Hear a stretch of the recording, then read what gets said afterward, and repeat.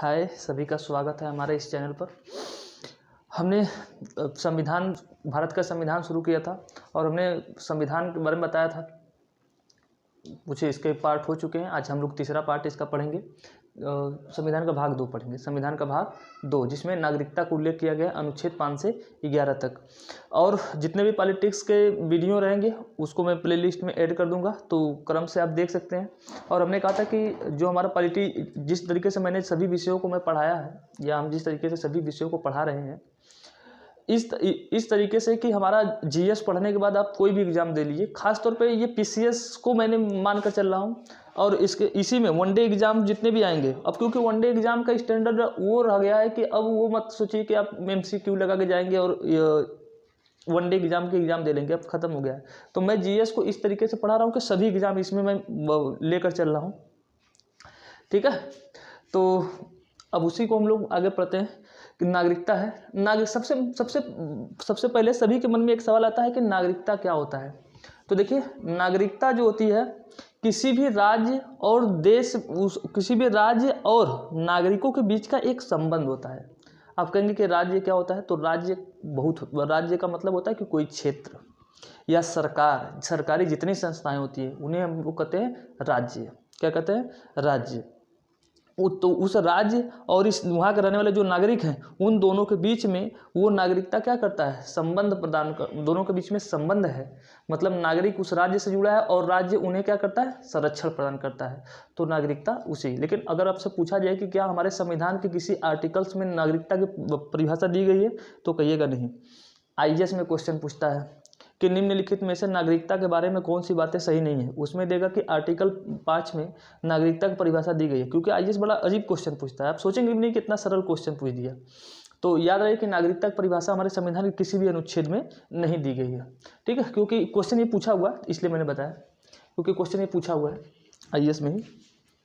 तो हम लोग आते हैं संविधान। और पिछले साल 2020 के पीसीएस में एक क्वेश्चन आया था कि संविधान जो भारत की नागरिकता है संविधान के किस अनुच्छेद तक फैला है। तो संविधान का भाग 2 हमने भाग 1 पढ़ा दिया है, संघ राज्य क्षेत्र। भाग 2 हम लोग पढ़ रहे हैं आज, नागरिकता, जिसे इंग्लिश में कहते हैं सिटीजनशिप। क्या बोलते हैं? सिटीजनशिप। इसका उल्लेख 5 से 11 में किया गया है। यही क्वेश्चन पूछा था, सिंपल सा क्वेश्चन पूछा था। ठीक है, तो हम लोग अब इसी अनुच्छेदों के बारे में पढ़ेंगे कि अनुच्छेद 5 में क्या कहा गया है। तो हमारे संविधान का जो नागरिकता का अनुच्छेद 5 है, क्योंकि 1 से लेकर 4 तक अनुच्छेद तो किसमें आया था? संघ राज्य क्षेत्र में। और अब नागरिकता के संबंध में जो 5 है, इसमें जो 5वें में बताया गया है कि संविधान के प्रारंभ पर नागरिकता के बारे में बताया गया है। मतलब ये बताया गया है कि जब हमारे देश का संविधान लागू हुआ 26 जनवरी 1950 को, तो हमारे देश में किसे नागरिकता दी जाएगी और किसे नागरिकता नहीं दी जाएगी। तो उसमें बताया गया था कि जो व्यक्ति भारत में जन्म लिया है उसको नागरिकता दी जाएगी। इसी आप पढ़ेंगे जब अनुच्छेद 5, तो इसी में दिया है कि जो व्यक्ति भारत में जन्म लिया है उसे नागरिकता दी जाएगी, या जिसके माता पिता भारत के रहे होंगे उसे नागरिकता दी जाएगी। अगर कोई व्यक्ति पाकिस्तान से भारत आया है तो उसे नागरिकता दी जाएगी। मतलब वो बताया गया कि अगर जुलाई 1948 से पहले अगर कोई पाकिस्तान से व्यक्ति आ गया है तो उसे नागरिकता दी जाएगी, या जिसके दादा दादी या नाना नानी भारत में रहे हों उसको नागरिकता दी जाएगी। ये जो प्रावधान किया गया है, इस संबंध में जो प्रावधान किया गया है वो अनुच्छेद 5 में। ठीक है, तो 26 जनवरी 1950 के दिन भारत का नागरिक कौन होगा, इसका उल्लेख किया गया है अनुच्छेद 5 में। ठीक है, फिर क्योंकि क्वेश्चन पूछ सकता है ना कि संविधान के किस अनुच्छेद में हम संविधान के लागू होते वक्त कौन नागरिक बनेंगे, किस अनुच्छेद में इसका उल्लेख किया गया है, तो अनुच्छेद 5 में। फिर क्वेश्चन पूछता है अनुच्छेद ये कि पाकिस्तान से भारत को प्रव्रजन का मतलब, ये जैसे पाकिस्तान है ये भारत है, पाकिस्तान से जो भारत आए उसे कहेंगे कि प्रव्रजन। पाकिस्तान से है ना, भारत को प्रव्रजन करने वाले कुछ व्यक्तियों के नागरिकता के अधिकार का मतलब जो व्यक्ति पाकिस्तान से भारत आए, जैसे भाई 14 अगस्त 1947 को जब भारत पाकिस्तान का बंटवारा हो गया तो बहुत से पाकिस्तान के व्यक्ति भारत आए। तो वो जो व्यक्ति या जो लोग नहीं आ पाए उसके बाद भारत में आए हैं, 26 जनवरी 1950 से बाद भी आए हैं जो भारत में, या उसके बाद आज भी जो पाकिस्तान से भारत आएंगे, तो उन व्यक्तियों के क्या अधिकार होंगे, नागरिकता के क्या अधिकार होंगे, उसका उल्लेख किया गया है अनुच्छेद 6 में। ठीक है, मतलब पाकिस्तान से जो व्यक्ति भारत में आएंगे, प्रव्रजन का मतलब होता है इमाइग्रेशन, माइग्रेशन बोलते हैं, माइग्रेशन। तो पाकिस्तान जो भारत आएंगे उन व्यक्तियों की नागरिकता के क्या अधिकार होंगे, इसका उल्लेख किया गया अनुच्छेद 6। अनुच्छेद 7 में ये लिखा गया पाकिस्तान को प्रव्रजन करने वाले कुछ व्यक्तियों के अधिकारों का, नागरिकता के अधिकार, मतलब कि जो व्यक्ति भारत से पाकिस्तान जाएंगे, भाई पाकिस्तान से भारत आएंगे इसका अनुच्छेद 6 में, लेकिन भारत से जो पाकिस्तान जाएंगे इनका जो उल्लेख किया गया है कि उनके क्या अधिकार होंगे, ये अनुच्छेद 7 में इसका उल्लेख है। ठीक है, तो मेरी बात याद रखना कि भारत से पाकिस्तान जो जाएंगे उनका जो उल्लेख किया गया है अधिकारों का वो अनुच्छेद 6 में, लेकिन पाकिस्तान से जो भारत आएंगे वो अनुच्छेद 7 में। ठीक है, फिर उसके बाद है अनुच्छेद 8। इसमें क्या कहा गया है, तो भारत के बाहर रहने वाले भारतीय उद्भव के, मतलब भारत में जन्म लिए थे, उद्भव का मतलब होता है जन्म लेना, यानी कि भारत में उद्भव हुआ था, उत्पत्ति भारत में हुई थी, लेकिन कहाँ रह रहे हैं, भारत के बाहर के कुछ व्यक्तियों के नागरिकता के अधिकार, यानी वे व्यक्ति जो भारत में जन्म लिए थे लेकिन अब वो भारत से बाहर है, तो उन व्यक्तियों के अधिकार, कौन कौन से अधिकार होंगे, इसका उल्लेख किस अनुच्छेद में किया गया है, तो अनुच्छेद 8 में। ठीक है, मेरी बात समझ में आ रही कि किस अनुच्छेद का, आपसे क्वेश्चन पूछेगा कि जो व्यक्ति भारत में जन्म लिया था और अब रह रहा है विदेश में, उनके क्या क्या अधिकार होंगे, ये किस अनुच्छेद में है, तो अनुच्छेद 8 में। ठीक है, फिर उसके बाद अनुच्छेद 9 आता है। इसमें विदेशी राज्य की नागरिकता स्वेच्छा से अर्जित करने वाले व्यक्तियों का नागरिक न होना, यानी हमारे देश में देखिए नागरिकता 2 प्रकार की होती है, एक होता है एकल नागरिकता और एक होता है दोहरी नागरिकता। हमारे भारत में एकल नागरिकता की अनुमति है, मतलब केंद्र सरकार, राज्य सरकार, 2 सरकार बनी यहाँ है। अब अगर आपके पास एक ही नागरिकता यहाँ है और नागरिकता के संबंध में जितने भी कानून बनाने का अधिकार है वो संसद को दिया गया है, तो आपको सिर्फ एक यहाँ पर नागरिकता लेनी है। लेकिन आप इसे कहेंगे एकल नागरिकता, मतलब आपने एक नागरिकता ले ली और भारत के किसी भी राज्य में आप भ्रमण कर सकते हैं, आपसे कोई नहीं पूछेगा कि भाई आप उत्तर प्रदेश के, बिहार के हैं कि तमिलनाडु के, कोई नहीं पूछेगा, क्योंकि आपके पास एकल नागरिकता, आपने भारत के नागरिक है, यही प्रमाण बहुत है पूरे भारत में भ्रमण करने के लिए।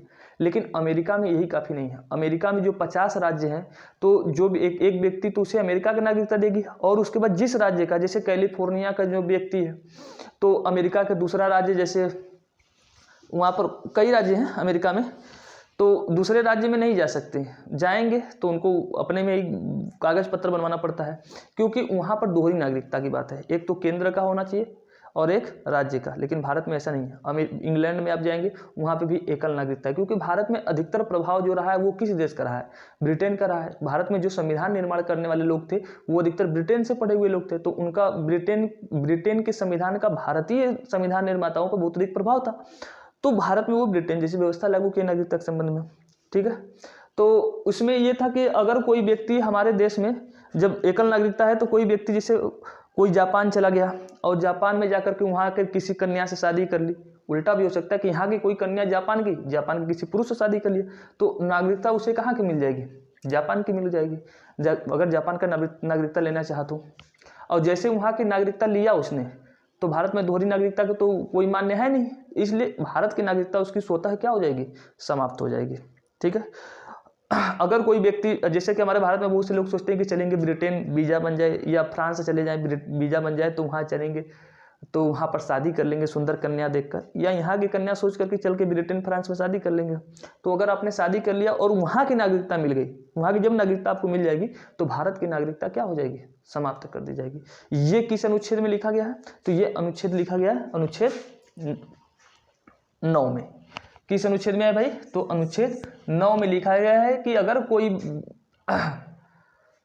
अगर कोई व्यक्ति स्वेच्छा से किसी दूसरे देश का नागरिकता अर्जित करता है तो भारत की नागरिकता क्या हो जाएगी, समाप्त हो जाएगी। फिर आता है अनुच्छेद 10। क्या आता है, अनुच्छेद 10, नागरिकता के अधिकारों का बना रहना।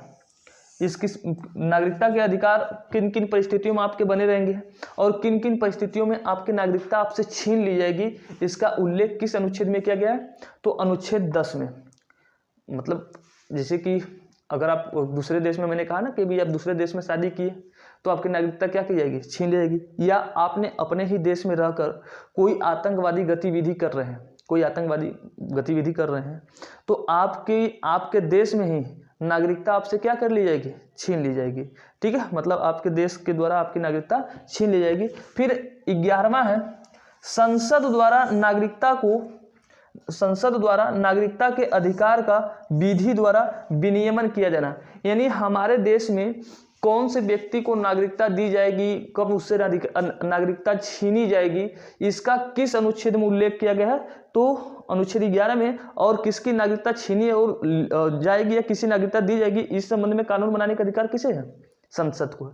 बहुत बार क्वेश्चन पूछा है ये कि हमारे देश में नागरिकता के संबंध में कानून बनाने का अधिकार किसे है, तो वो संसद को है अनुच्छेद 11 के तहत। और इसी के तहत हमारे देश में जो कानून बना है, नागरिकता संशोधन अधिनियम, नागरिकता अधिनियम 1955 बना है, नागरिकता अधिनियम 1955 बना है। इसी के तहत उसमें बड़े अच्छे से बाकायदे से किया गया है, प्रावधान किया गया। तो हम थोड़ा सा वो मैं लिख दे रहा हूँ, ठीक है। तो चलिए, वैसे तो वीडियो में लंबा हो जाएगा। देखिए, भारत में जो भारतीय नागरिकता अधिनियम 1955 है, मैं उसको लिखवा तो नहीं रहा हूँ, बस बता दे रहा हूँ कि क्योंकि IAS में एक क्वेश्चन पूछा था कि आप किस तरीके से भारतीय नागरिकता अर्जित कर सकते हैं। तो उसके लिए उसने 5, जो भारतीय नागरिकता अधिनियम 1955 है, उसमें 5 तरीके से आप नागरिकता प्राप्त कर सकते हैं। जन्म आधारित, अगर आपने भारत में जन्म लिया है तो आपको नागरिकता मिल जाएगी। अगर 26 जनवरी 1950 के बाद अगर आप भारत में जन्म लिए हैं तो आपको नागरिकता मिल जाएगी। इसे कहेंगे जन्म आधारित नागरिकता। मतलब यह है कि बस आप विदेशी शत्रु के नहीं होने चाहिए, या फिर जैसे पाकिस्तान का कोई व्यक्ति कैदी भारत में है, भारत के जेल में है, तो उन्हें उनके जो बच्चे जन्म ले लेंगे उनको नागरिकता नहीं दी जा सकती। या कोई विदेश का, जैसे अमेरिका का बहुत एम्बेसडर होते हैं, अमेरिका का कोई एम्बेसडर अगर भारत में है, अपने पत्नी के साथ रहता है, तो बच्चे पैदा हो गए, अमेरिका के एम्बेसडर का जो राजदूत होते हैं ना, उस देश का जो राजदूत होता है, उस बच्चे को नागरिकता नहीं मिल जाएगी। और दूसरा होता है एक वंशानुगत अथवा रक्त संबंध आधारित, और एक होता है पंजीकरण आधारित, मतलब भारत में पंजीकरण करा के भी नागरिकता प्राप्त कर सकते हैं। या फिर देशीकरण द्वारा, यानी दूसरे देश का अपने राज्य अपने भारत में मिला है तो उसको भी नागरिकता देने की जो है उसके संबंध में प्रावधान किया गया है। फिर भारतीय राज्य क्षेत्र के विस्तार द्वारा, यानी कि भारत के राज्य क्षेत्र का विस्तार। देशीकरण का मतलब होता है कि भारत के संविधान में जो 22 भाषाएं हैं, भारतीय संविधान में जो 22 भाषाएं हैं, इन भाषाओं को अगर आप जानते हैं तो उसके आधार पर नागरिकता कैसे प्राप्त कर सकते हैं, उसका प्रावधान है। फिर उसके बाद भारत में अपने राज्य का जब विस्तार करेगा तो राज्य विस्तार के द्वारा किसी दूसरे देश का राज्य अपने अर्जित किया तो उसको भी नागरिकता कैसे दी जाएगी, इसका भी उल्लेख किया गया। तो ये 5 प्रकार की दी गई है। तो बस इतना ही करते हैं। ऐसे नागरिकता के संबंध में जो अधिनियम है इसके बारे में डिटेल से समझाएंगे हम। तो सभी को धन्यवाद, गुड नाइट, बाय।